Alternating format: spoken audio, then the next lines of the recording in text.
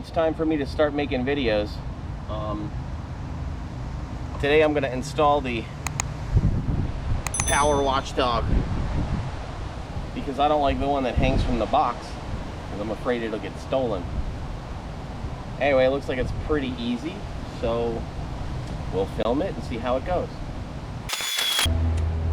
These are important to have because random campgrounds have terrible electric. This thing can also measure how much power you're using and give you a pretty detailed report, so if you're mooch docking, you can repay people for the amount of electric you used. That's why I bought this one, because it's Bluetooth. Alright, let me go kill the power.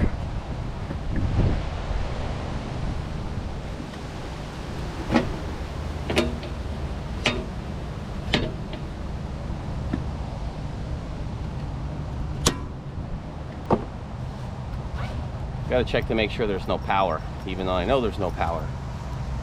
Just to make sure. Now this is our water tank behind here. I definitely don't want to put a hole in it. I'm just making sure these screws don't go too far. That would suck.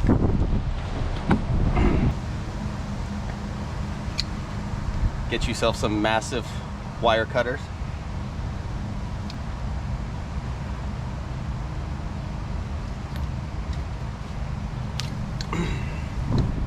And just hack off the extension cord. The utility cord for this RV is 50 amp. So you have 4 conductors. You got 2 hots, a neutral, and a ground.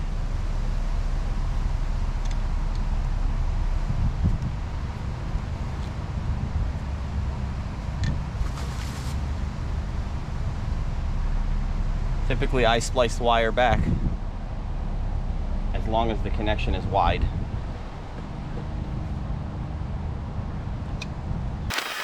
This would be the same if you had 30 amp. It's just one less conductor. Yeah, 1 hot, 1 neutral, and 1 ground on 30 amp. Remove the mummification.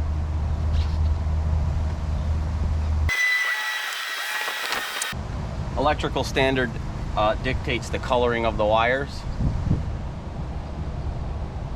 White is neutral, green is ground, and your red and black are your line 1 and line 2. That's the way it's supposed to be done. It doesn't mean it's always done that way. And that screwdriver is not going to work.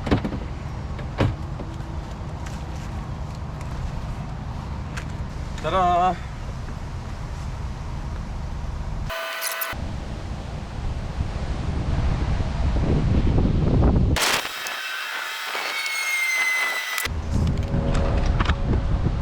So there's the labeling on this thing. Ground, line 2, neutral, line 1. And then we got our conductors here, so I'm gonna get to that. By the way, this video is being brought to you by John Prince Park. Lovely John Prince Park. That's where we're staying.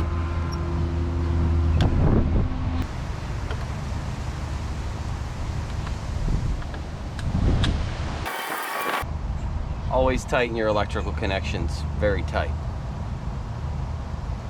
Loose connections overheat and melt, and that's no good.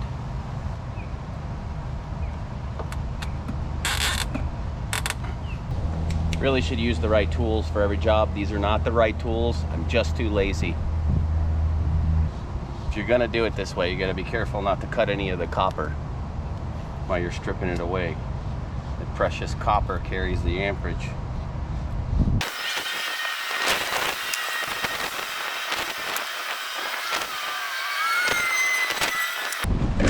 Would be nice right here, but that ain't gonna work out.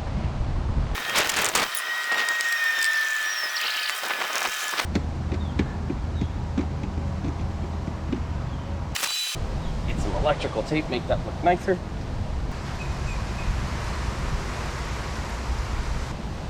Apparently I found the worst electrical tape in the world.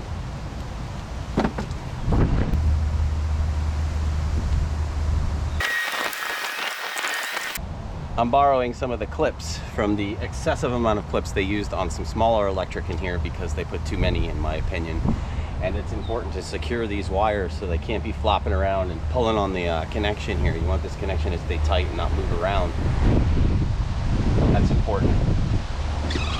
So I'll steal the clip from the other one that's on this plug for the our Power charger controller. And that's it. Bad mammer jammer is in here. So, cord to my transfer switch. I just cut it, attached it in line with the Power Watchdog here, fed it through. Gonna go to the panel. Now let's test it out. I'm gonna flick the power on. Let's see what's going on here.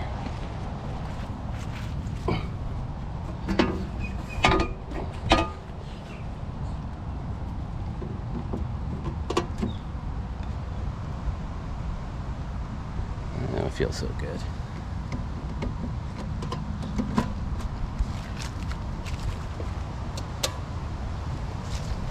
Ooh, it lights up.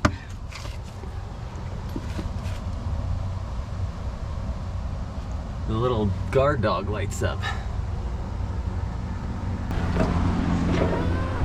So that's how you install a Power Watchdog on a 50 amp RV. It's the same with the 30 amp, just one less wire. And that was pretty simple. I'll let you know later on how I like this product. So far so good. My favorite feature is that patented Bluetooth connection there. Actually, let's pull that up and see. Let's see what we get on that app. I'm curious. Downloading. Tap to add device. Scan the QR code. Wow, that's cool. So you can see right now we're using 5205, 5190 watts, 1.7 kilowatt. Gives the lines, each line voltage. That's really cool. I think this thing is awesome. Gives you your total watt count, and then you can even reset your power counter every time you get to a new campground or whatever, so you know how much power you've been using. Now I just got to clean up the mess. So that's the way you install a power protector for your RV, which is highly recommended by everybody because crappy power can cause thousands in damage to the RV's electrical system.